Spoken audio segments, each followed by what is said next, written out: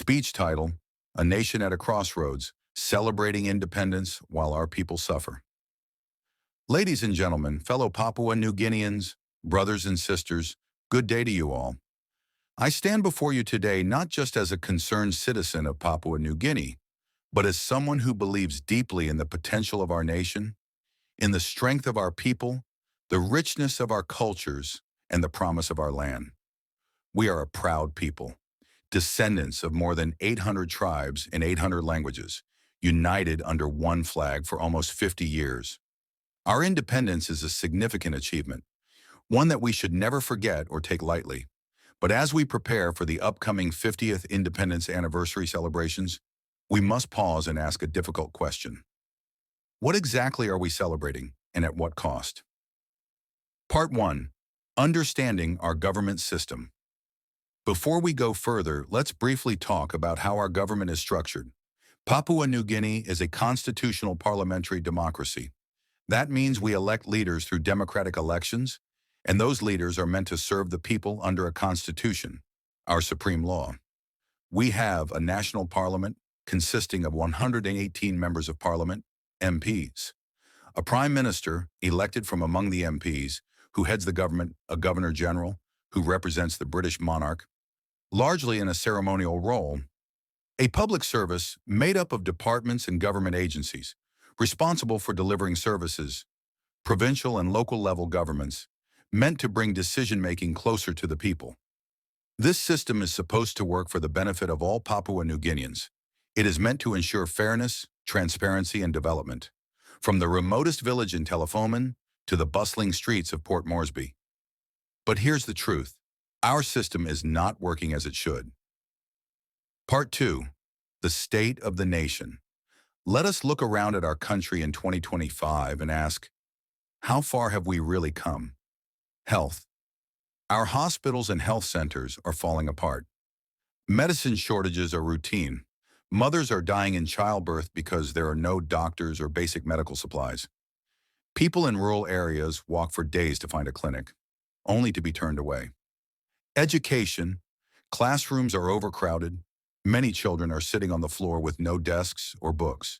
Teachers are underpaid, and some schools go months without government funding.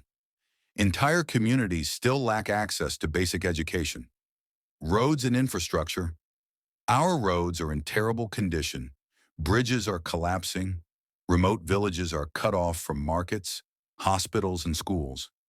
People are still paddling canoes or walking for hours because there is no reliable road network. And let's be honest, corruption, mismanagement, and waste are eating away at the heart of our government institutions. Part 3. Independence celebrations. At what cost? Now, as we approach the 50th Independence Anniversary, the government has planned large-scale celebrations. We are seeing preparations for concerts, events, branded merchandise, and millions being spent on decorations, uniforms, banners, fireworks, travel, accommodation, and allowances for officials. Millions of kina are being poured into these celebrations. And I ask, how can we justify such spending when babies are dying in rural clinics without oxygen? Students are learning under trees because there are no classrooms? Our roads turn into rivers every time it rains? This is not to say we shouldn't celebrate. No. Our independence is precious. It is part of our identity. But we must not let pageantry replace priorities.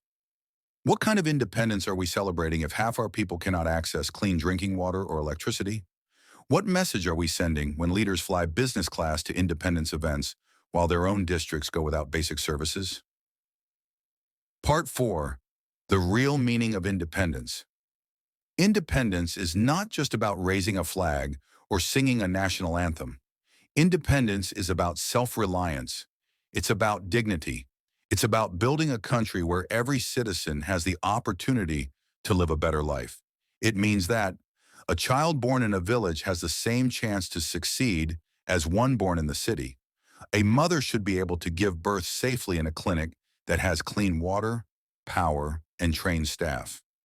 Our young people should not have to leave the country in search of jobs or better health care. Yet after nearly 50 years of independence, we still rely heavily on foreign aid. We are burdened with debt, and many of our people are still living in poverty. This is not the vision that our forefathers had when they fought for independence in 1975. Part 5. The People's Voice. Across the country, people are starting to ask, where is the leadership? Where is the accountability? Where is the compassion? Go to Facebook or TikTok, and you will see ordinary Papua New Guineans expressing their frustration. A mother in Enga asking why the hospital has no medicine, a teacher in Madang asking why the school budget hasn't come through, a youth in Leh wondering why there's no job after graduating from university. And while we raise our flags and march in the streets, these voices are being ignored. We must remember that the people are the real owners of this country. The government is not above the people. It is meant to serve the people. Part 6. What should be done instead? So what should the government be doing instead of spending millions on one-off celebrations? 1. Fix our health system. Redirect funds into hospitals and rural clinics. Ensure medical supplies are available and staff are paid. Invest in training more local doctors and nurses. 2. Repair and build infrastructure. Focus on roads, bridges, and airstrips that connect remote areas. Stop contracts from going to political cronies, and instead fund projects that have real impact. 3. Support education, build more schools. Pay teachers on time. Provide learning materials and digital access for students. 4. Create jobs and opportunities. Invest in agriculture, tourism, and local industries. Support small businesses and rural enterprises.